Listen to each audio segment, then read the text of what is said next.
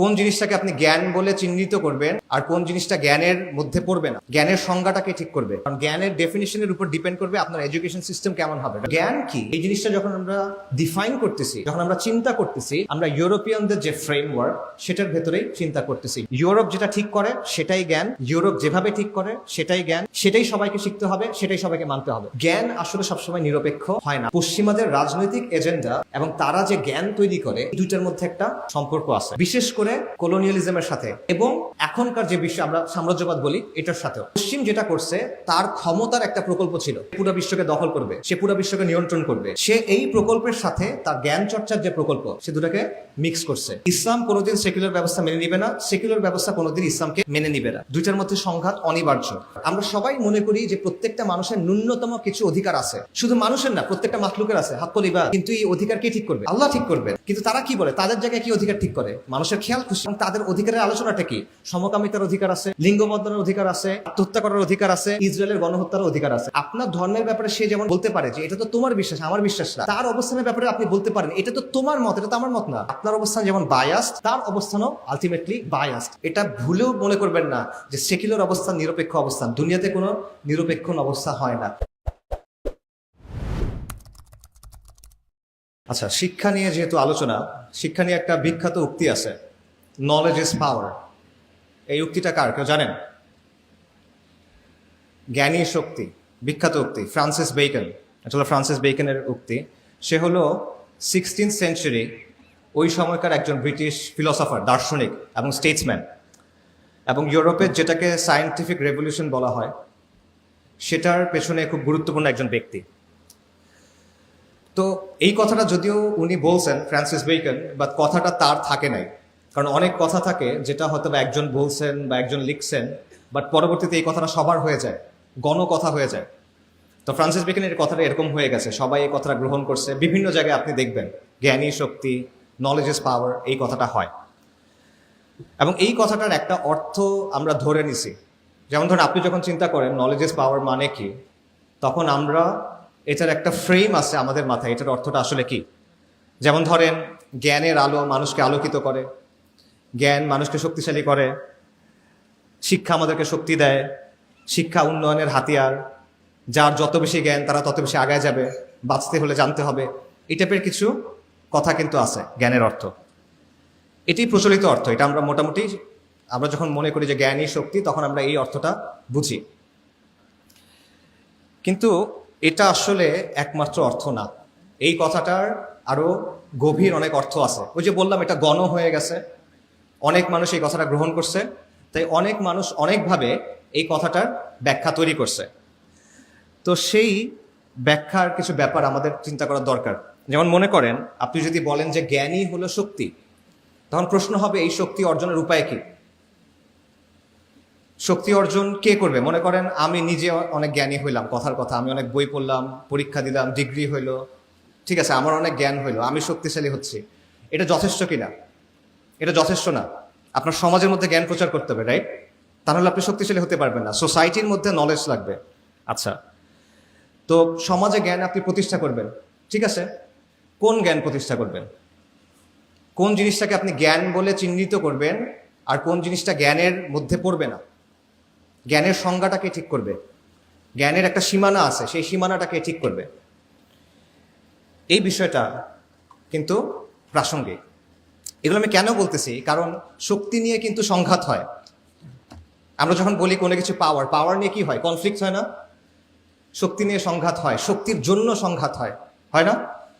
জ্ঞান নিয়ে কি সংঘাত হয় কিনা? হয়, জ্ঞান নিয়েও সংঘাত হয়।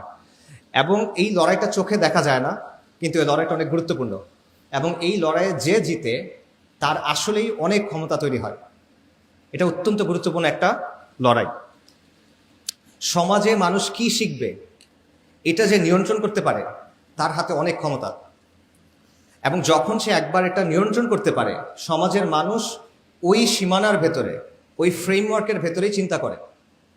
এটাও একটা বড় পাওয়ার। যাই হোক, ওই পাওয়ারের আলোচনা আমরা যাচ্ছি। এটা আমি কেন বললাম, কারণটা হলো আজকের আলোচনার বিষয়বস্তু হলো যে শিক্ষা ব্যবস্থায় সাম্রাজ্যবাদ। কিন্তু আমি আলাপটা করবো একটু অন্য জায়গা থেকে, সেটা হলো জ্ঞান, শিক্ষা এবং ক্ষমতা, এটার একটা সম্পর্ক আছে। এই সম্পর্কটা কি এবং এটা কিভাবে আমাদের সমাজে আমাদের রাষ্ট্রে ফাংশন করে, কাজ করে, এই বিষয়টা নিয়ে আমি কিছু আলোচনা করার চেষ্টা করবো। এবং এখানে বারবার ওই কথাটা ঘুরে ঘুরে আসবে যে নলেজ ইজ পাওয়ার। ঠিক আছে, বাট একটু তাত্ত্বিক কথা হচ্ছে, আমি আপনাদের জন্য প্রথমে সহজকৃত কথা বলি। আমরা একটা কুইজ করি, শিক্ষা নিয়ে যেহেতু আলোচনা, আমি কিছু কুইজ আপনাদের জিজ্ঞেস করি, আপনারা দেখি পারেন কিনা। মনে করেন, মানে প্র্যাকটিক্যাল একটু আলোচনা থাক শিক্ষার ক্ষেত্রে। ধরেন আমাকে অ্যান্সার দেন, পৃথিবীর সবচেয়ে উঁচু পর্বতচূড়া এটার নাম কি? Mount Everest. মাউন্ট এভারেস্ট কখন আবিষ্কার হয়েছে? আচ্ছা, পারেন। আচ্ছা, ঠিক আছে। আচ্ছা, আমেরিকা মহাদেশ কে আবিষ্কার করছে? কলম্বাস। কখন? পারেন নাই। আচ্ছা, ভারতে আসা সমুদ্রপথ এটা কি আবিষ্কার করছে? Vasco da Gama. কখন আবিষ্কার করছে? আচ্ছা, এটা পারছেন না। অস্ট্রেলিয়া কে আবিষ্কার করছে? একজনও নাই? James cook. আচ্ছা, আপনাদের তো বিসিএস এর প্রসপেক্ট ভালো না তেমন একটা। আচ্ছা, ঠিক আছে। এই যে আমি প্রশ্ন করলাম, আপনারা প্রশ্নের উত্তর দিলেন বা ভাবলেন, পারেন না অনেক উত্তর অবশ্য, কিন্তু এই প্রশ্নগুলো নিয়ে আবার একটু ভাবেন। এই প্রশ্নগুলোর মধ্যে একটা সমস্যা আছে। এই সমস্যাটা আপনারা চিন্তা করেন না। এখানে একটা ফ্রেমিং এর প্রবলেম আছে। আমি আপনাকে দেখাচ্ছি ফ্রেমিংটা। এই প্রশ্নগুলো এমনভাবে তৈরি যেখানে আপনি ধরে নিচ্ছেন একটা নির্দিষ্ট অংশ, মানে একটা নির্দিষ্ট পক্ষ আছে যারা এই জিনিসপত্রগুলো আবিষ্কার করছে। এটার মধ্যে একটা প্রবলেম আছে। দেখেন, আমি বললাম মাউন্ট এভারেস্ট কে আবিষ্কার করছে, কখন আবিষ্কার হয়েছে? সরি, হ্যাঁ, আমি এই প্রশ্নটা জিজ্ঞেস করছিলাম যে কখন আবিষ্কার হয়েছে। এটা হলো 1856 সালে। একটা ব্রিটিশ সার্ভেয়ার ছিল, তার নাম হলো অ্যান্ড্রু ওয়াং। সে 1856 সালে সার্ভে করতেছিল ভারত উপমহাদেশ, এবং সে দেখলো যে এটা সবচেয়ে উঁচু পর্বতচূড়া, এবং সে এটার একটা নাম দিল। আচ্ছা, এর আগে এভারেস্ট ছিল না? ওই এলাকার যারা মানুষজন, নেপালের মানুষ, তিব্বতের মানুষ, তারা এভারেস্টকে চিনতো না? তাহলে সে আবিষ্কার করলো কেমন? আচ্ছা, এই জিনিসটা দেখেন যে যেহেতু ব্রিটিশরা তখন প্রথম দেখছে, ব্রিটিশরা এর আগে পর্যন্ত দেখেন নাই, ইউরোপিয়ানরা এর আগে পর্যন্ত দেখে নাই, কিন্তু সাধারণ মানুষ তো দেখছে। নেপালের মানুষ দেখছে, তিব্বতের মানুষ দেখছে, উপমহাদেশের মানুষ দেখছে, তারা দেখা এটা আবিষ্কার হয় নাই। ব্রিটিশরা যখন দেখলো তখন এটা আবিষ্কার হয়েছে। ঠিক আছে, এটা একটা ব্যাপার। আরেকটা বিষয় দেখেন, এটার নাম দেওয়া হলো মাউন্ট এভারেস্ট। এই এভারেস্টকে একটা লোক ছিল, ব্রিটিশ সার্ভেয়ার, সেও সার্ভেয়ার, তার নাম হলো জর্জ এভারেস্ট। এই লোকের নামে মাউন্ট এভারেস্টের নাম দেওয়া হলো, অথচ এই লোক জীবনে এভারেস্ট দেখেই নাই, তার নামে দেওয়া হলো, এবং আজ পর্যন্ত আমরা এই নামটা ব্যবহার করতেছি। অথচ তিব্বতের মানুষরা এবং নেপালের মানুষদের এটার জন্য আলাদা একটা নাম ছিল। নেপালের মানুষদের নামটা ছিল সাগর মাথা, তার একটা নাম হতো সাগর মাথা। তিব্বতেরও একটা নাম আছে, নামটা কঠিন, তাই আমি বলতেছি না, আপনারা খুঁজে নেন। আচ্ছা, তো এতদিন ধরে যারা এখানে হাজার হাজার বছর ধরে আছে, তারা যে নাম দিছে সেই নাম কিন্তু আমরা গ্রহণ করি নাই। নাম গ্রহণ করা হয়েছে কাদের? ব্রিটিশদেরটা। আচ্ছা, এরকম আরো উদাহরণ দেখেন। কলম্বাস আমেরিকা আবিষ্কার করছে নাকি 1496 সালে? এর আগে আমেরিকা ছিল না? ছিল। লক্ষ লক্ষ মানুষ ছিল সেখানে, লক্ষ লক্ষ না, মিলিয়ন্স, কোটি কোটি মানুষ ছিল ওখানে। সভ্যতা ছিল, ইনকা সভ্যতা ছিল, আজটেক সভ্যতা ছিল, কোটি কোটি মানুষের সেখানে বসবাস। কিন্তু ইউরোপিয়ানরা যখন সেখানে গেল তখন আমেরিকা আবিষ্কার হয়েছে, এর আগ পর্যন্ত আবিষ্কার ছিল না, এরকম একটা ব্যাপার। আচ্ছা, আরেকটা দেখেন, ভাস্কো দা গামা ভারতে আসা সমুদ্রপথ আবিষ্কার করছে। এর আগ পর্যন্ত ভারত লুকানো ছিল, কেউ দেখে নাই না। এই সমুদ্রপথ আরবরা, পার্সিয়ানরা এবং ভারতীয় মার্চেন্টরা, বণিকরা শত শত বছর বা আরো বেশি ব্যবহার করছে। ভাস্কো দা গামা হলো প্রথম ইউরোপিয়ান যে এটা ইউজ করছে, কিন্তু আমরা বলতেছি সে এটা আবিষ্কার করছে, সে কিন্তু এটা আবিষ্কার করে নাই। অস্ট্রেলিয়া জেমস কুক আবিষ্কার করছে। আপনারা যারা বিসিএস দিবেন মনে রাখেন 1770 সালে। এটাও কিন্তু আবিষ্কার না, তখনও অলরেডি অস্ট্রেলিয়াতে লক্ষ লক্ষ মানুষ বসবাস করে। যেহেতু ইউরোপিয়ানরা প্রথম সেখানে গেল, তাই তখন অস্ট্রেলিয়া আবিষ্কার হলো।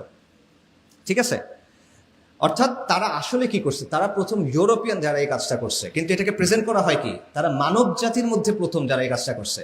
অর্থাৎ ইউরোপ যখন কোনো কিছু একটা করে তখন এটা মানব জাতির মধ্যে প্রথম হয়ে যায়। ইউরোপের যেটা অবস্থান, এটা মানব জাতির জন্য অবস্থান। এইটা হলো এই ফ্রেমিংটার প্রবলেম। ঠিক আছে, যদি ইউরোপ না জানে তাহলে সেটা বাস্তব না, যদি ইউরোপ না দেখে তাহলে এটা আবিষ্কার হয় নাই, যদি ইউরোপ নাম না দেয় তাহলে আগের কোনো নাম নাই, যদি ইউরোপ যখন কোনো জিনিসকে ইউরোপ জানে, যখন কোনো জিনিসকে ইউরোপ দেখে তখন ওটা জ্ঞান হয়ে ওঠে, তার আগ পর্যন্ত এটা জ্ঞান না। ইউরোপ জানার আগে কোটি কোটি মানুষ জানে, আমেরিকায় কোটি কোটি মানুষ ছিল, ভারতবর্ষে ব্যবসা হয়ে আসছে হাজার হাজার, মানে শত শত হাজার হাজার বছর ব্যবসা হয়ে আসছে, ডাজন্ট ম্যাটার। ইউরোপ যেহেতু জানে না, এটা জ্ঞান না।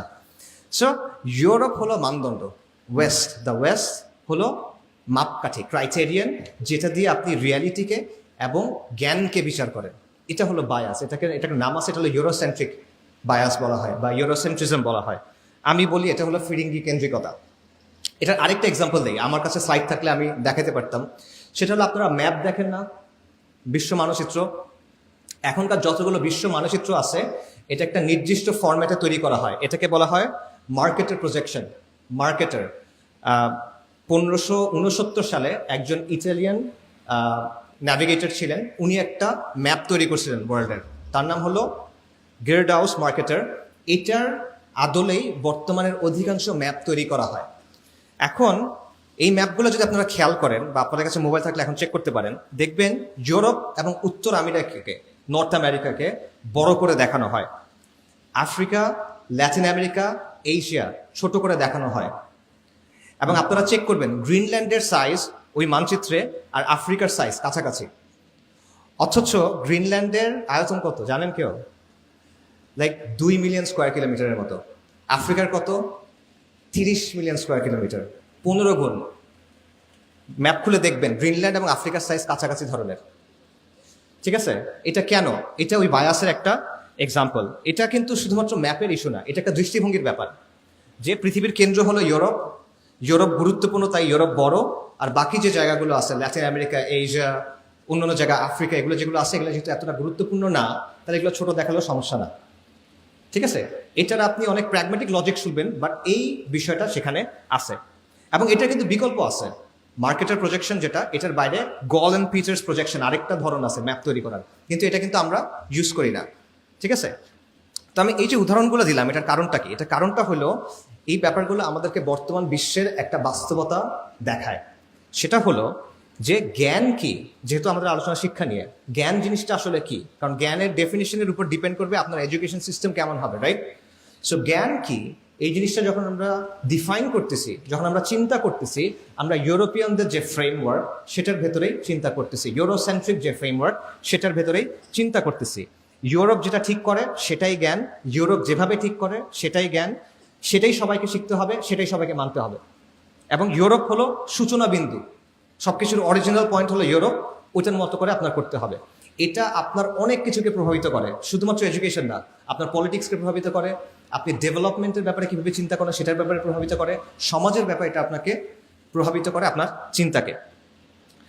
সো পশ্চিমা লেন্সটাকে বা পশ্চিমের যে দৃষ্টিভঙ্গি, এটাকে যে সর্বজনীন হিসেবে দেখা, এটা এখানে দুইটা কাজ হয় আসলে। একটা হলো পশ্চিমের যে চিন্তা, পশ্চিমের যে অবস্থান, এটাকে আপনি ইউনিভার্সাল ধরতেছেন, এটা সর্বজনীন, বিনা প্রশ্নে এটা সত্য, সবার ক্ষেত্রে সব যুগে সত্য, এটা মনে করতেছেন।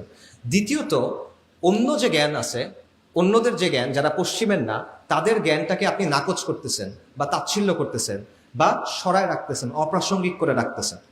এই বিষয়টা এখানে হচ্ছে। এবং এই ব্যাপারটা, এটার মধ্যে একটা পাওয়ারের সম্পর্ক আছে। এই জন্যই আমি বলতেছিলাম যে আমার আলোচনাটা শিক্ষা, জ্ঞান এবং পাওয়ার, এটার সম্পর্কটা নিয়ে।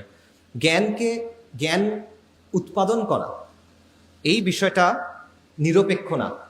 এই যে তারা নাম দিচ্ছে, এটা নিরপেক্ষ না, এটা সবসময় কারো না কারো একটা এজেন্ডা, কারো না কারো একটা দৃষ্টিভঙ্গি সেটার মধ্যে মানে গেঁথে থাকে। এই বিষয়টা সবসময় জ্ঞানের মধ্যে থাকে।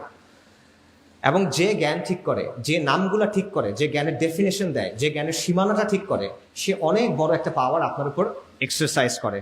এইটা হলো নলেজ ইজ পাওয়ারের আরেকটা ব্যাখ্যা। আচ্ছা, সো এই কথাটা, এই বাস্তবতা আমাদের সমাজে আছে, আমাদের রাষ্ট্রে আছে, আমাদের নিজেদের দৃষ্টিভঙ্গির মধ্যেও এটা মিশে আছে। তো সেটা কিভাবে মিশে আছে ওই আলোচনায় যাচ্ছি, তার আগে সংক্ষেপে কয়েকটা কথা আরো বলি। এই কথাগুলো আমি আপনাদের কিছু প্রশ্ন করে করলাম, কিছু উদাহরণ দিলাম।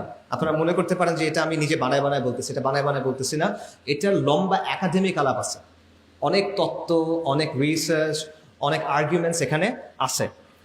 ওই যে সেটার ভেতরে ডিটেলে ঢোকার সুযোগ নাই এখন, আমাদের আলোচনার সময় কম, বাট স্টিল আমি অল্প করে খুবই বেসিক কিছু কথা আপনাদের বলি, যেটা আপনাদের বুঝতে সহজ করবে ইনশাল্লাহ। ধরেন আপনারা অনেকে এডওয়ার্ড সাইদের নাম শুনছেন, রাইট? অনেকে হয়তো বা শুনছেন। এডওয়ার্ড সাইদ গত শতাব্দীর একজন অন্যতম চিন্তাবিদ, প্রভাবশালী চিন্তাবিদ, কালচারাল ক্রিটিক, এবং তার খুব বিখ্যাত একটা বই আছে যেটার নাম হলো ওরিয়েন্টালিজম। আপনারা অনেকেই জানেন, 1978-এ বের হয়েছে, এবং যেটাকে পোস্ট কলোনিয়াল থিওরি বলা হয় বা পোস্ট কলোনিয়াল স্টাডি বলা হয়, সেটাকে এটা ব্যাপকভাবে প্রভাবিত করছে। তো এই যে ওরিয়েন্টালিজম বইটা, এখানে ওনার মূল আলোচনার বিষয়বস্তু কি? ওনার আলোচনার বিষয়বস্তু হইল যে পশ্চিমা বিশ্ব একটা নির্দিষ্টভাবে পূর্বকে উপস্থাপন করে, পশ্চিমা বিশ্ব একটা নির্দিষ্টভাবে প্রাচ্যকে উপস্থাপন করে, বিশেষ করে মুসলিম বিশ্বকে, এবং এটার সাথেও ক্ষমতা, শাসন, নিয়ন্ত্রণের একটা সম্পর্ক আছে। তো উনি বলতেছেন যে জ্ঞান আসলে সবসময় নিরপেক্ষ হয় না। আমরা মনে করি জ্ঞান নিরপেক্ষ, বাট জ্ঞান আসলে সবসময় নিরপেক্ষ না। পশ্চিমাদের রাজনৈতিক এজেন্ডা এবং তারা যে জ্ঞান তৈরি করে, এই দুইটার মধ্যে একটা সম্পর্ক আছে, বিশেষ করে কলোনিয়ালিজমের সাথে, উপনিবেশবাদের সাথে, এবং এখনকার যে বিশ্ব আমরা সাম্রাজ্যবাদ বলি এটার সাথেও। পশ্চিম যেটা করছে, তার ক্ষমতার একটা প্রকল্প ছিল, সে পুরো বিশ্বকে দখল করবে, সে পুরো বিশ্বকে নিয়ন্ত্রণ করবে। সে এই প্রকল্পের সাথে তার জ্ঞান চর্চার যে প্রকল্প, সে দুটাকে মিক্স করছে, একটা আরেকটাকে হেল্প করছে। এটা হলো এডওয়ার্ড সাইডের বক্তব্য। এবং সে যে জ্ঞানটা তৈরি করতেছে, এটার উদ্দেশ্য হলো তার যে শাসন, তার যে আগ্রাসন, তার যে দখলদারিত্ব, তার যে কলোনিয়ালিজম, এটাকে জাস্টিফিকেশন দেওয়া। ঠিক আছে? এবং বর্তমানেও এই বিষয়টা হয়। আগে হয়তো এটা ওরিয়েন্টালিজমের নামে, এখন এটা হয় মনে করেন কাউন্টার টেররিজম স্টাডিজ এটার নামে, ইসলামিক স্টাডিজ এটার নামে, ইভেন ডেভেলপমেন্টাল স্টাডিজ, এই জিনিসগুলোর নামেও এটা হয়। কিভাবে? সাইদ একটা পার্থক্য করতেছেন, সেটা হলো নলেজের দুইটা ধরন আছে। একটা হলো পিওর নলেজ, একটা হলো পলিটিক্যাল নলেজ। পিওর নলেজ মানে প্রকৃত জ্ঞান, আরেকটা হলো রাজনৈতিক জ্ঞান। ধরেন প্রকৃত জ্ঞান কি? ধরেন 2+2 = 4, এটা পিওর নলেজ। এটাকে রাজনৈতিকভাবে ইউজ করার কোনো ওয়ে নাই। এটার ব্যবহার করার মাধ্যমে একটা গোষ্ঠী আরেকটা গোষ্ঠীকে, একটা জাতি আরেকটা জাতিকে দমন পীড়ন করতে পারবে না। এটা ব্যবহার করে সে অস্ত্রশস্ত্র বানাতে পারে, সেটা ভিন্ন কথা, কিন্তু এই জ্ঞান ইটসেলফ এটা নিয়ন্ত্রণের হাতিয়ার না। কিন্তু পলিটিক্যাল নলেজ আছে, যেই নলেজের উদ্দেশ্য হলো রাজনৈতিক বিভিন্ন প্রকল্প বা রাজনৈতিক বিভিন্ন কাজকে বৈধতা দেওয়া। এবং এটা সবচেয়ে ভালো এক্সাম্পল হলো প্রাচ্যবাদ, যেটাকে ওরিয়েন্টালিজম বলা হয়। আপনি প্রাচ্যের একটা বিশেষ ছবি তৈরি করতেছেন, প্রাচ্যকে একটা নির্দিষ্টভাবে প্রেজেন্ট করতেছেন, যাতে করে প্রাচ্যের উপর আপনি কিছু কাজ করতেছেন, এগুলোকে বৈধতা দেওয়া যায়। ঠিক আছে?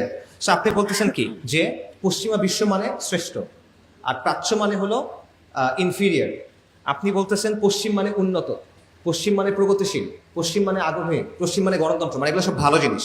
আর পূর্ব মানে বর্বর, মধ্যযুগীয়, পিছনে পড়ে আছে, ইত্যাদি ইত্যাদি, অসভ্য মানুষ। রাইট? তাহলে আমি চাই প্রাচ্যের ভালো, পূর্ব দিকে যে মানুষগুলো আছে আমি তাদের ভালো চাই। তো ভালো হবে কিভাবে? আমি পশ্চিমা মানুষ, আমার অনুকরণ করে আমি তাদের হেল্প করতে চাই। সো পশ্চিমারা যে বিভিন্ন জায়গায় গিয়ে গিয়ে দখল করতেছে, উপনিবেশবাদ করতেছে, লুটপাট করতেছে, এটা আসলে খারাপ কাজ না। সে আসলে আপনাকে সভ্য করতে আসছে, তার উদ্দেশ্য আসলে আপনার ক্ষতি করাটা। ঠিক আছে? এইটা হলো ওরিয়েন্টালিজমের একটা মূল কাজ, যেটা এডওয়ার্ড সাইড বলতেছেন। তার অর্থাৎ সাদা মানুষ আপনার ভালো চায় দেখে সে আপনাকে মারতে আসছে, সে আপনার ভালো চায় দেখে সে আপনাকে দখল করতে আসছে, সে আপনার ভালো চায় দেখে সে আপনার উপরে জিনিসপত্র চাপাই দিচ্ছে। তার কোনো খারাপ উদ্দেশ্যই নেই, তার উদ্দেশ্য আপনাকে সভ্য করা। সিভিলাইজিং মিশন, এটার নাম আছে সিভিলাইজিং মিশন, হোয়াইট ম্যানস বার্ডেন, অনেক কিছু আছে, রুডিয়ার্ড কিপলিং এর কবিতা আছে, এটসেট্রা। সো এখানে সে কি করতেছে দেখেন, তার দখলদারিত্বের একটা কাজ আছে, সে দখল করতে চায়, লুট করতে চায়, শাসন করতে চায়। এটার জন্য সে একটা জ্ঞান, মানে একটা শাস্ত্র তৈরি করছে, এটা সে একটা ব্যাখ্যা দিচ্ছে, এটা সে একটা বুদ্ধিভিত্তিক ব্যাখ্যা নিয়ে আসছে। এই কাজটা হলো ওই যে বললাম জ্ঞানের সাথে ক্ষমতার সম্পর্ক, এটা হলো সেই সম্পর্কটা। আমি জ্ঞানের একটা ধারা তৈরি করলাম, যার একমাত্র কাজটাই হলো আমার যে রাজনৈতিক প্রকল্প, এটার বৈধতা দেওয়া। ঠিক আছে? সো এইটা হলো ওরিয়েন্টালিজমের এডওয়ার্ড সাইডের বক্তব্য, যে পশ্চিমা দখলদারিত্ব বলেন, লুটপাট বলেন, জুলুম বলেন, এগুলোর বৈধতা আসতেছে ওরিয়েন্টালিজম থেকে, প্রাচ্যবাদ মানে জ্ঞানের একটা ধারা থেকে। জ্ঞান এখানে নিরপেক্ষ না, জ্ঞান এখানে রাজনীতির একটা হাতিয়ার। একই ধরনের কথা ফ্রেঞ্চ অনেক দার্শনিক আছে, মিশেল ফুকো এবং এরকম আরো অনেক আছে, তারাও একই ধরনের কথা বলছেন যে জ্ঞান আর ক্ষমতা আসলে আলাদা না।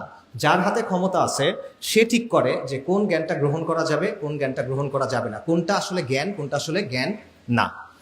এখানে আমি আরেকজন লোকের কথা বলে শেষ করবো, সেটা হলো ডক্টর ওয়ায়েল হাল্লাক। ওয়ায়েল হাল্লাক হলো ইসলামিক স্টাডিজের বর্তমান বিশ্বের সবচেয়ে মানে ফরমোস্ট এক্সপার্টদের একজন। তো ওনার বক্তব্য হলো যে এডওয়ার্ড সাইড এই কথাটা বলতেছেন শুধুমাত্র ওরিয়েন্টালিজমের ক্ষেত্রে, অর্থাৎ পশ্চিমা বিশ্ব যখন পূর্বের বিশ্বকে নিয়ে স্টাডি করে, তখন এখানে তার একটা রাজনৈতিক প্রকল্প থাকে। এটা হলো এডওয়ার্ড সাইডের কথার একটা সিম্পলিফাইড ভার্সন।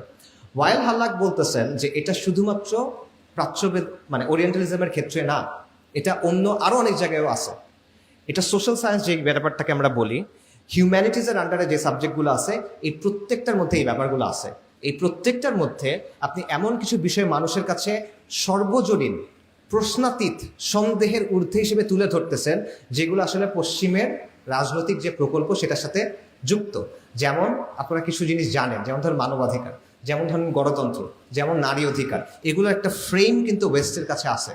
যে ফ্রেমটা নিয়ে এসে সে আপনার দেশে আক্রমণ করা বলেন, আপনার দেশে এইড দেওয়া বলেন, আপনার দেশে হস্তক্ষেপ করা বলেন, এগুলাকে সে জাস্টিফাই করে। ঠিক আছে?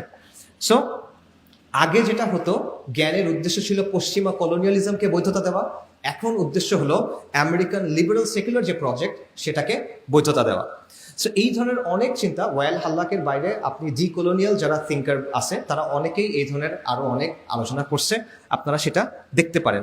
এটার মূল কথা হলো যে যখন আপনি শুধুমাত্র পশ্চিমের যে দৃষ্টিভঙ্গি, তাদের যে জ্ঞানের সংজ্ঞা, তাদের যে জ্ঞানের সীমানা, এটাকে যদি আপনি চূড়ান্ত হিসেবে গ্রহণ করে নেন, তাহলে আপনি অলরেডি অন্য সবগুলোকে নাকচ করতেছেন এবং আপনি তার নিয়ন্ত্রণের ভিতরে ঢুকে গেছেন। এটা হলো রিয়ালিটি। যে কোনো নিয়ন্ত্রণের প্রক্রিয়া আলটিমেটলি চিন্তা থেকে শুরু হয়, এবং যে কোনো প্রতিরোধের প্রক্রিয়া আলটিমেটলি চিন্তা থেকে শুরু হয়। ঠিক আছে? সো এটা হলো বাস্তবতা। তো আমাদের বর্তমানের সাথে এটা সম্পর্ক কি? আমি অনেক তত্ত্ব বলছি, বর্তমানের সাথে সম্পর্ক কি? আমাদের পুরা দেশের, আমাদের রাষ্ট্রে, আমাদের শাসন ব্যবস্থায়, আমাদের শিক্ষা ব্যবস্থায়, আমাদের সমাজ ও সংস্কৃতিতে দুইটা শক্ত বায়াস আছে, যেটা আপনারা দেখবেন। একটা হলো পশ্চিমা বায়াসটা, আরেকটা হলো কলকাতা কেন্দ্রিক একটা বায়াস। ঠিক আছে? আমি আপনাদের এক্সাম্পল দিই, আপনারা মিলান। ধরেন আমাদের ইতিহাসের বইগুলোতে সুলতানি আমলের যে শাসন বা আওরঙ্গজেব, এই টাইপের শাসকদের কিভাবে দেখা হয়? দখলদার, দাঙ্গাবাজ, তাই না? আর হিন্দু যে শাসক আছে, বৌদ্ধ যে শাসক আছে, তাদের কিভাবে দেখা হয়? এটা হলো আমাদের গৌরবের সময়। এটা হলো কলকাতা কেন্দ্রিক বায়াসের একটা এক্সাম্পল। আরেকটা দেখেন, আমাদের সমাজ বইগুলোতে কলকাতার নবজাগরণ, যেটা হলো হিন্দু সমাজের ভেতরে একটা সংস্কার মুভমেন্ট, সেটা নিয়ে 4-5 পৃষ্ঠা লম্বা আলোচনা। আর আপনি মুসলিম সমাজের মধ্যে যে সংস্কার আন্দোলন আছে তাদের নিয়ে আলোচনা দেখেন, 1 প্যারা 2 প্যারা। এটা আমি নিজে খুঁজে দেখছি। 23 সালে, ওই 24 সালের শুরুতে আমরা এগুলো খুঁজে দেখছিলাম। হাজী শরীয়তুল্লাহ, ফরাইজি আন্দোলন, তিতুমির, শাহ ওলিউল্লাহ মুহাদ্দিস দেলভি, ঠিক আছে, সৈয়দ আহমেদ শাহিদ, ওলামায়ে দেওবন্দ, বা এই টাইপের যত মুভমেন্ট আছে, এগুলো নিয়ে কোনো আলোচনা আপনি পাবেন না। অল্প অল্প কিছু আলোচনা হয়তো বা ফরাইজিদের নিয়ে আসে। এটা সে তুলনা করেন রাজা রামমোহন রায়কে নিয়ে কত লম্বা আলোচনা, ঈশ্বরচন্দ্র বিদ্যাসাগরকে নিয়ে কত লম্বা আলোচনা। বায়াসের একটা এক্সাম্পল এটা। আচ্ছা, ব্রিটিশ বিরোধী আন্দোলনে মুসলিমদের যে লম্বা গৌরবের ইতিহাস, এটা আপনি পাচ্ছেন না। ফকির আন্দোলন থেকে শুরু করে, ফকির বিদ্রোহ থেকে শুরু করে 1857 সালে মহা অভ্যুত্থান বলেন, বালাকোটের কথা বলেন, বারাসাতের কথা বলেন, তিতুমিরের কথা বলেন, খিলাফত আন্দোলনের কথা বলেন, মাওলানা উইলায়াত আলী, মাওলানা ইনায়াত আলী, ওনাদের কথা বলেন, ফরাইজিদের কথা বলেন। এই আলোচনা নাই। কার আলোচনা আছে? সূর্য সেনের আলোচনা আছে, প্রীতিলতার আন্দোলন আলোচনা আছে, ক্ষুদিরাম আর প্রফুল্ল চাকির আলোচনা আছে। তারা কোত্থেকে আসতেছে? আবারও এটা একটা বায়াসের এক্সাম্পল, কলকাতা কেন্দ্রিক বায়াস, সেটার একটা এক্সাম্পল। তো এভাবে কি হচ্ছে, আপনার ইতিহাস থেকে আপনাকে আলাদা করে ফেলা হচ্ছে। ব্রিটিশ বিরোধী যে আন্দোলন, আমাদের যে সংগ্রাম, সেখানে আপনার রোল যেটা ছিল, ইসলামের যে ভূমিকা ছিল, মুসলিম পরিচয়ের যে ভূমিকা ছিল, এটা কিন্তু আপনি মুছে ফেলতেছেন। আরও আছে, আপনি শিক্ষার ক্ষেত্রে দেখেন, পর্দার বিধান নিয়ে নেগেটিভ প্রেজেন্টেশন আমাদের বইয়ের মধ্যে এগুলো আছে। আমাদের ইসলাম শিক্ষা বইতে ইসলামের এমন সব ব্যাখ্যা দেওয়া হচ্ছে যেটা হলো রাষ্ট্রের অনুমোদিত ব্যাখ্যা, সেকুলারদের অনুমোদিত ব্যাখ্যা, সেটা আপনি দিতে পারতেছেন। আমাদের সমাজবিজ্ঞান বইতে জেন্ডার আইডিওলজি এটা আছে, ট্রান্সজেন্ডার বা ঢোকানো হয়েছে, আন্দোলন করে কিছুটা কমানো হয়েছিল, এগুলো আপনারা সব জানেন। আমাদের সমাজবিজ্ঞান বইতে র্যাডিক্যাল ফেমিনিজম থেকে আসা অনেক অবস্থানকে সর্বজনীন সত্য হিসেবে তুলে ধরা হয়েছে। এগুলো হলো ইউরোসেন্ট্রিক বায়াস। ঠিক আছে? সো এটার ফলে কি হচ্ছে, একদিকে আপনি তার অবস্থানটাকে সর্বজনীন হিসেবে তুলে ধরতেছেন, অন্যদিকে আপনার যে অবস্থান, আপনার যে ইমান, আপনার যে দিনের অবস্থান, সেটাকে তাচ্ছিল্য করতেছেন, যেটা আসলে কিছু না। আরও দেখেন, আমাদের এখানে লালমনিরহাটে 69 হিজরির একটা মসজিদ আছে, আমি এটা অনেক জায়গায় আলোচনা করছি, সাহাবা মসজিদ। এইটার কথা আপনারা বইয়ে কিন্তু গুরুত্ব দিয়ে পাবেন না। আদৌ আছে কিনা জানি না আমি, যদি থাকেও গুরুত্ব দিয়ে নাই। অথচ এটা অত্যন্ত গুরুত্বপূর্ণ একটা বিষয়, কারণ এটার ফলে আপনার আত্মপরিচয়ের যে আলোচনা, আপনার ইতিহাসের যে আলোচনা, এটা পুরোটা চেঞ্জ হয়ে যায়। এই যে আমাদের দেশে বলে যে আমাদের দেশে বাংলার ইসলাম চলবে, আরবীয় ইসলাম চলবে না। 69 হিজরিতে এখানে ইসলাম আসলে, ওটা কোন ইসলাম আসছে? 69 হিজরি মানে কারবালার 8 বছর পর। সাহাবারা দুনিয়াতে তখনও রাদিয়াল্লাহু আনহুম ফার্স্ট জেনারেশন দুনিয়াতে আসেন। ওই অবস্থায় যদি ইসলাম বাংলায় আসে, সেটা কোন ইসলাম? কিন্তু আপনি যেহেতু এটা সরাই ফেলছেন, আপনি এখন বলতে পারতেছেন আমাদের আরবের ইসলাম লাগবে। আরবের ইসলাম হলে হবে না, বাংলার ইসলাম লাগবে। আপনি বলতে পারতেছেন আরবের ইসলাম এখানে আসে নাই, পারস্য ঘুরে একটা ইসলাম এখানে আসছে, ওই ইসলাম আমাদের গ্রহণ করতে হবে। তো এই কথাটা আনলে ওই পুরো কথাটা কিন্তু ভেঙে যায়। বাঙালি মুসলিমের পরিচয় নিয়ে যে আলোচনা আছে পুরোটা আপনি ভেঙে দিতে পারেন, কিন্তু সেটা কিন্তু এখানে আসতেছে না।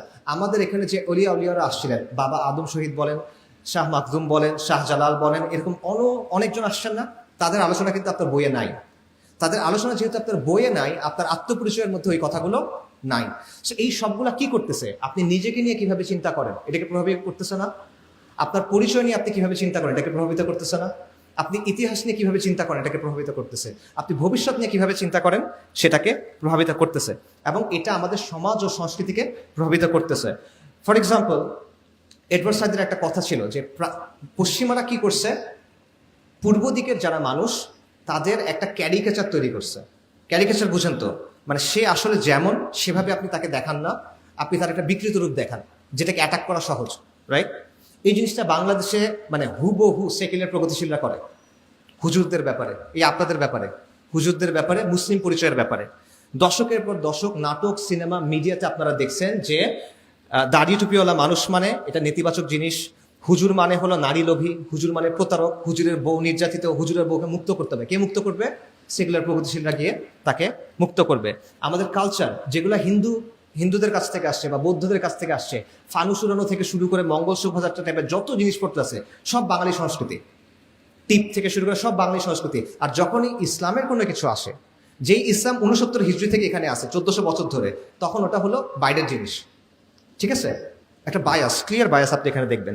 সো এইরকম অনেকগুলো ব্যাপার আছে, অন্যান্য জায়গায় আমি আলোচনা করছি, এখানে আর বললাম না। এই সবগুলো কিন্তু হচ্ছে কেন? কারণ আমাদের সমাজের শিক্ষা, আমাদের সমাজের জ্ঞান, আমাদের সমাজের চিন্তা দুইটা লেন্সের ভেতর দিয়ে আসতেছে। একটা হলো ইউরোসেন্ট্রিক বায়াস, আর একটা হলো কলকাতা সেন্ট্রিক একটা বায়াস। আচ্ছা, সো এইটা হলো নলেজ ইজ পাওয়ারের আরেকটা রিয়ালিটি, যে নলেজকে নিয়ন্ত্রণ করে তারা এইভাবে সমাজকে, সংস্কৃতিকে, রাজনীতিকে নিয়ন্ত্রণ করতে পারে। এবং এই পাওয়ারটা বাংলাদেশে কারা এক্সারসাইজ করে? বাংলাদেশের যারা সেকুলার প্রগতিশীল গোষ্ঠী, যারা সংখ্যায় অনেক কম, তারা এই পাওয়ারটা হাতে রাখে। এই যে দেখেন অনেকগুলো সংস্কার কমিশন হয়েছে না, এই সংস্কার কমিশনগুলোর ভেতরে কারা আছে? এই সেকুলার প্রগতিশীল গোষ্ঠী, এরাই আছে। এরা দেশের মানুষের প্রতিনিধিত্ব করে না, কিন্তু তারা ঠিক করতেছে সংস্কার কিরকম হবে।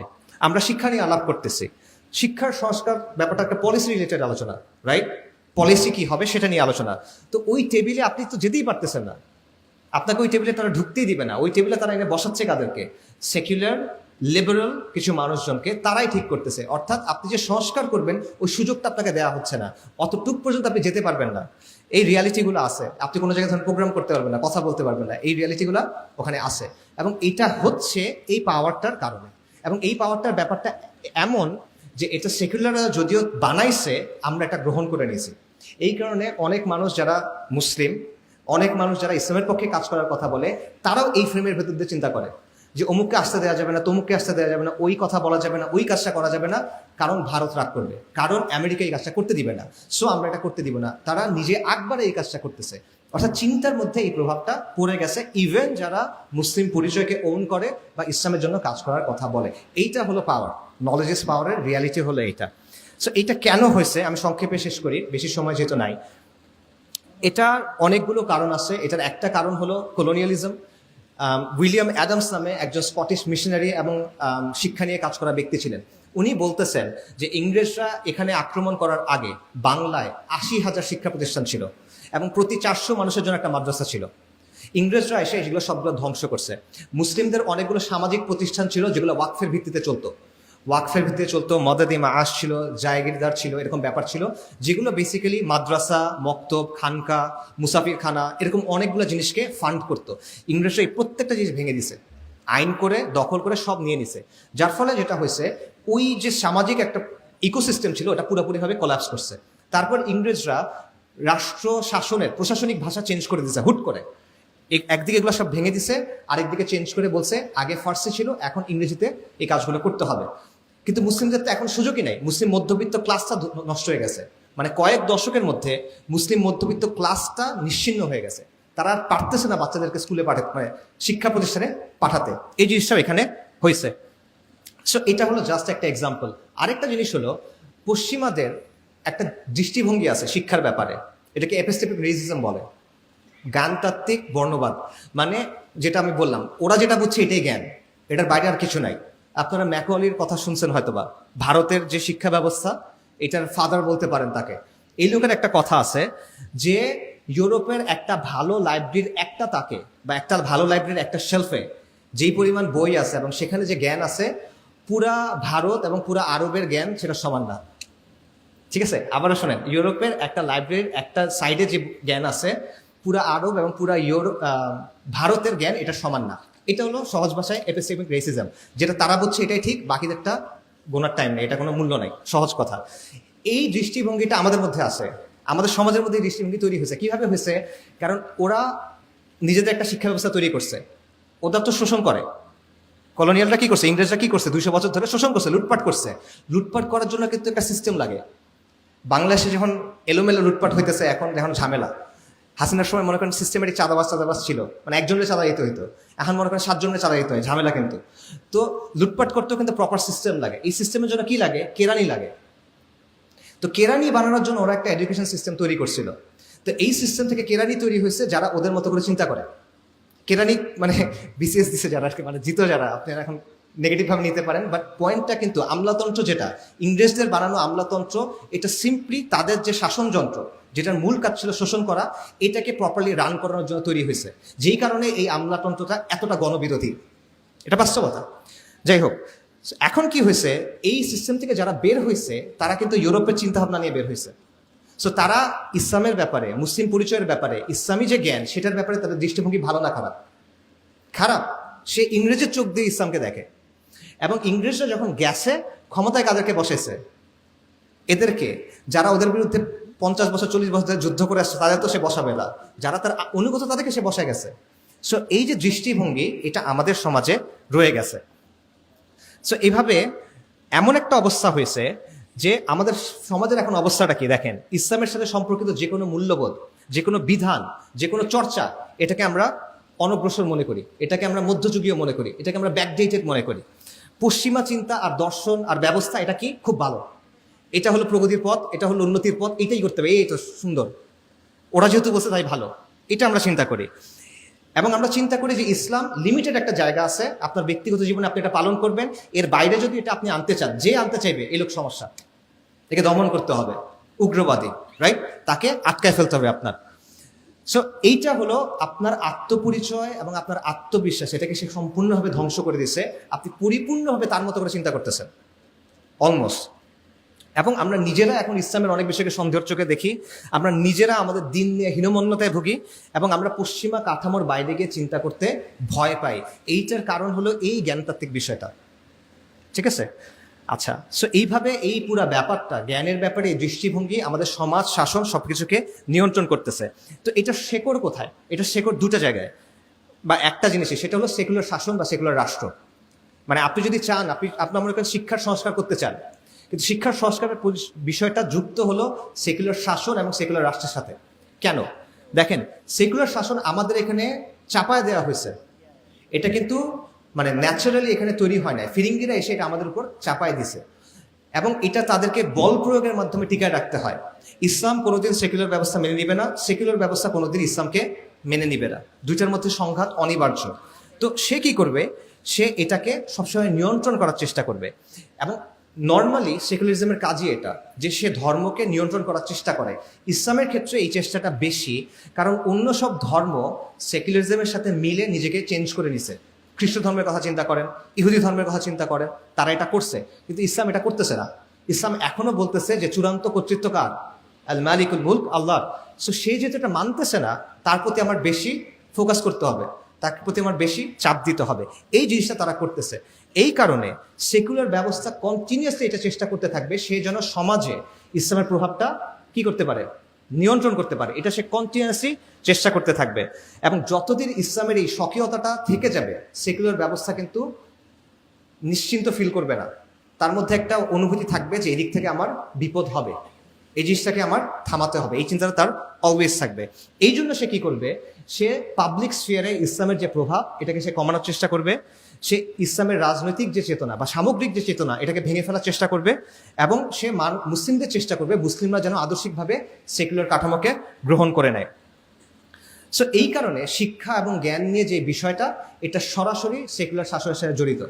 এবং আবারও এটা অন্য একটাভাবে চিন্তা করতে পারে, সেটা হলো আধুনিক যে শাসন, এটা দুইটা দিক আছে। একটা হলো রাষ্ট্রের বল প্রয়োগের ক্ষমতা, একটা হলো রাষ্ট্রের মানুষের চিন্তাকে নিয়ন্ত্রণ করার ক্ষমতা। একটা হলো শক্তি প্রয়োগ, একটা হলো সম্মতি উৎপাদন। শক্তি প্রয়োগ কিভাবে হয়? আর্মি, পুলিশ, বিচার বিভাগ, র্যাব, ট্যাব, এই যেগুলো আছে, এদের কাজ কি? আপনাকে পিটায় সোজা রাখা, রাইট? সহজ ভাষায় এটার কাজ এটা। কিন্তু এর বাইরে কিছু জিনিস আছে যেটার কাজ হলো আপনার চিন্তাটা একটা লাইনের মধ্যে রাখা। আপনি যদি বাইরে গিয়ে চিন্তা না করেন, বরং আপনি এটাকে ভালো বলে মেনে নেন, এটা সে করাইতে চায়। কারণ স্রেফ অস্ত্রের জোরে আপনি দীর্ঘমেয়াদে কোনো শাসনটা টিকে রাখতে পারবেন না। কন্টিনিউয়াসলি মেরে কেটে এটা করা যায় না। মানুষের চিন্তাটাকে যদি আপনি নিয়ন্ত্রণ করতে পারেন, মানুষ যদি একবার মনে করে যে না ঠিক আছে এটা খারাপ কি ভালো, তো এটার জন্য আমি তো গ্যাঞ্জামে কেন যাব, তখন কিন্তু আপনি এটা পারবেন। সো এই জিনিসটা এখানে খুব গুরুত্বপূর্ণ, এবং আদর্শিক কিছু ব্যাপার রাষ্ট্রের জন্য ইউজ করে যাতে করে সে সমাজকে, সমাজের মানুষের চিন্তাকে নিয়ন্ত্রণ করতে পারে। এবং এটার জন্য কি কি ইউজ করে সে এখানে ইউজ করে মিডিয়া, সে এখানে ইউজ করে বিভিন্ন প্রতিষ্ঠান এবং সংস্কৃতি, এবং সে ইউজ করে শিক্ষা ব্যবস্থা। সে শিক্ষা ব্যবস্থার মধ্য দিয়ে আপনাকে কিছু জিনিসপত্র ছোটকাল থেকে বুঝায় দেয়, মগজ ধোলাই করে সহজ ভাষায়, যাতে করে আপনি এটার বিরোধিতা না করেন, যাতে করে আপনি এটাকে প্রশ্ন না করেন, যাতে করে আপনি মনে করেন যে না এই জিনিসটা আমার জন্য ভালো। সো যাই হোক, আমি যদি শেষ করি, সেটা হলো আলটিমেটলি আপনি যদি এখানে আমাদের আলোচনার যে টপিক, আপনি যদি এই যে শিক্ষায় সাম্রাজ্যবাদ বলেন অথবা পশ্চিমের যে নিয়ন্ত্রণ, কলকাতা কেন্দ্রিক যে বায়াস, এগুলো থেকে যদি আপনি বের হইতে চান, তাহলে আপনার এই সমস্যার কেন্দ্রটাকে বুঝতে হবে। এই সমস্যাটা কোত্থেকে আসতেছে? এই সমস্যাটা আসতেছে এই সেকুলার শাসন এবং সেকুলার রাষ্ট্র ব্যবস্থা থেকে। এটা বিচ্ছিন্ন কোনো ইস্যু না, ঠিক আছে?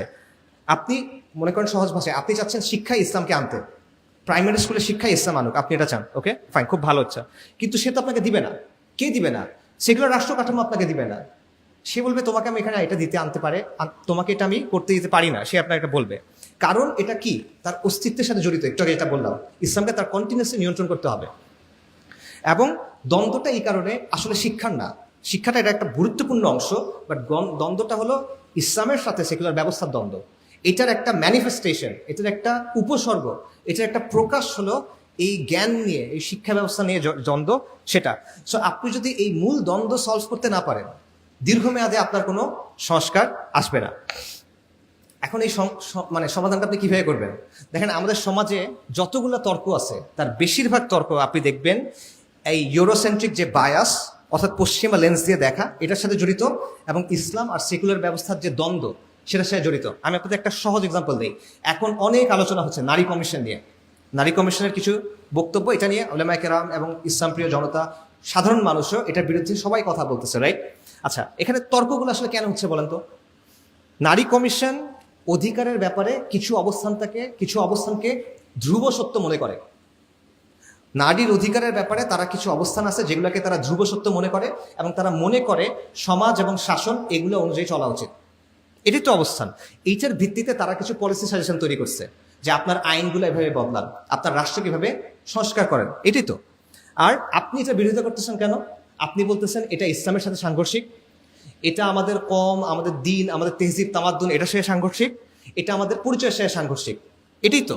তা আলটিমেটলি তর্কটা হলো, সেগুলো আপনি কি বলবে যে তুমি যে বিরোধিতা করতেছো এটা তো আসতেছে ইসলাম থেকে, তুমি কোরআনের কারণে বিরোধিতা করতেছো, তুমি সুন্নাহর কারণে বিরোধিতা করতেছো, তুমি তোমার বিশ্বাসের কারণে বিরোধিতা করতেছো। এই বিশ্বাস তো আমরা মানি না। এটা টকশোতে আলোচনা হয়েছে, আপনারা হয়তো দেখছেন, যে ইসলাম মানে না, যে ইসলাম পালন করতে চায় না, তার জন্য তো একটা সলিউশন দিতে হবে। আপনি সবার উপর ইসলামের সলিউশন চাপাই দিতে পারবেন না, রাইট? এটা তাদের কথা। আচ্ছা, এখন কি করতে হবে তাহলে? আমাদেরকে ইসলামের সমাধান দেওয়া যাবে না, আমাদের একটা সর্বজনীন সমাধান দিতে হবে, এমন সমাধান যেটা সবার জন্য প্রযোজ্য, রাইট? এটা তারা বলে। আর সর্বজনীন সমাধান কোনটা? যেটা সেকুলার সমাধান, সেটা। তো এই প্রশ্নের উত্তর কি? এই প্রশ্নের উত্তর দিতে গিয়ে আমরা আটকায় যাই, আমরা অনেকে আটকায় যাই, বাট প্রশ্নের উত্তরটা আসলে খুব সোজা। চিন্তা করেন, তারা যেই বিষয়গুলোকে সঠিক মনে করতেছে, তারা যে বিষয়গুলোকে কাম্য মনে করতেছে, এই মনে করার পেছনে ভিত্তিটা কি? এটা কোত্থেকে আসতেছে? আপনি যখন বলেন যে আমি মনে করি 5 ওয়াক্ত সালাত আদায় করা উচিত, কথার কথা, আপনি বলতেছেন এটা ভিত্তি কি? কোরআন থেকে আসতেছে। পরিবারের পিতা হলো দায়িত্বশীল, এটা কোত্থেকে আসতেছে? নবী সাল্লাল্লাহু আলাইহি ওয়াসাল্লাম হাদিস থেকে আসতেছে, তাই তো? আচ্ছা, আপনার ভিত্তিটা আপনি জানেন, তার ভিত্তিটা কি? সে যখন বলে, তারা মানবাধিকারের কথা যখন বলে, তার ভিত্তি হলো আন্তর্জাতিক মানবাধিকারের যে আলোচনা, যেটা কে তৈরি করছে? জাতিসংঘ, পশ্চিমারা তৈরি করছে, সেখান থেকে আসতেছে। সে বলতেছে প্রগতির কথা, প্রগতি ভালো, এই জিনিসটা প্রগতির সাথে, আপনাদেরটা প্রগতির সাথে মেলে না, আমাদেরটা প্রগতির সাথে মেলে, এই কথাটা সে বলতেছে। প্রগতির ধারণা সে কোত্থেকে আনতেছে? সেটা আনতেছে পশ্চিম থেকে। সে বলতেছে এটা ডেমোক্রেটিক ভ্যালুসের সাথে সামঞ্জস্যপূর্ণ, গণতান্ত্রিক মূল্যবোধের সাথে সামঞ্জস্যপূর্ণ। এটা সে কোত্থেকে পাচ্ছে? পুরা দুনিয়ার মানুষ বসে একসাথে হয়ে ঠিক করছে এগুলো গণতান্ত্রিক মূল্যবোধ?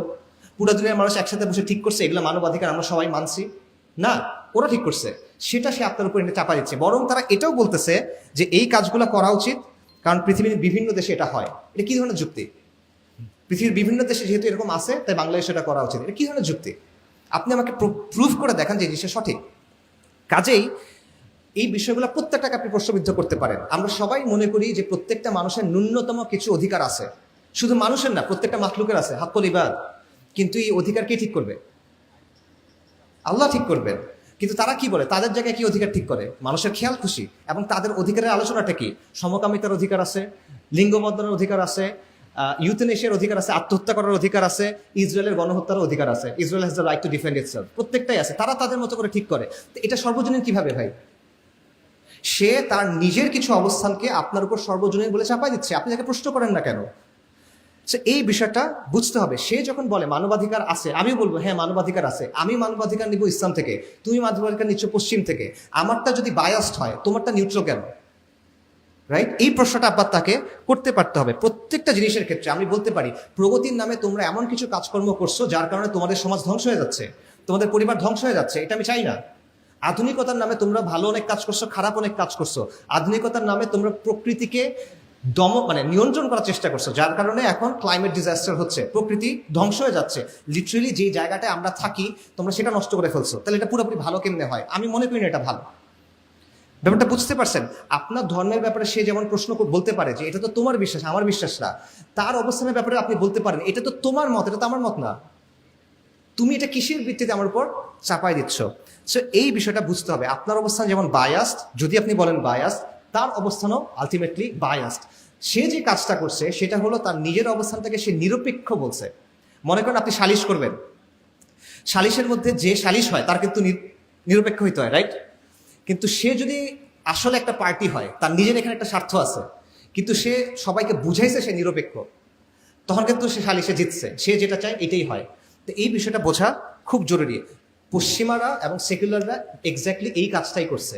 তারা আপনার অবস্থানটাকে বলছে বায়াসড, তাদের যে বিশ্বাস, যেই বিশ্বাসের ভিত্তি হলো মানুষের খেয়াল খুশি, এটাকে তারা বলতেছে সর্বজনীন। এই কাজটা তারা করতেছে। সো যাই হোক, যদি আমরা শেষ করি, সেটা হলো আপনার একটা বিশ্বাস কাঠামো আছে, তার একটা বিশ্বাস কাঠামো আছে। আপনার বিশ্বাস কাঠামোর দিক থেকে আপনি এক ধরনের শিক্ষা চান, এক ধরনের সমাজ চান। তার বিশ্বাস কাঠামোর দিক থেকে সে এক ধরনের বিশ্বাস চায়, এক ধরনের সমাজ চায়, এবং দুটো মিলতেছে না, দুটার মধ্যে সংঘাতের মতো একটা অবস্থা। এখানে কোনো নিরপেক্ষ অবস্থান নাই। এটা ভুলেও মনে করবেন না যে সেকুলার অবস্থান নিরপেক্ষ অবস্থান। দুনিয়াতে কোনো নিরপেক্ষ অবস্থা হয় না। আপনি এটা, কেউ যদি এসে বলে আমি বেদের শাসন চান, আপনি বুঝেন এটা নিরপেক্ষ না। কেউ এসে বলে বাইবেলের শাসন চাই, আপনি বুঝেন নিরপেক্ষ না। ত্রিপিটকের শাসন চাই, নিরপেক্ষ না। কিন্তু কেউ এসে যখন বলে আমি XYZ মতবাদের শাসন চাই, তখন আপনি মনে করেন নিরপেক্ষ। এটা আমাদের ভুল। কোনো নিরপেক্ষ অবস্থা দুনিয়াতে নাই। প্রত্যেকটা অবস্থান, এটার পেছনে কোনো না কোনো বিশ্বাস থাকে। এটা দর্শনে অনেক পুরনো একটা আলাপ, এটার নাম হলো এপিস্টেমিক রিগ্রেস। এটাতে আর ঢুকতেছি না।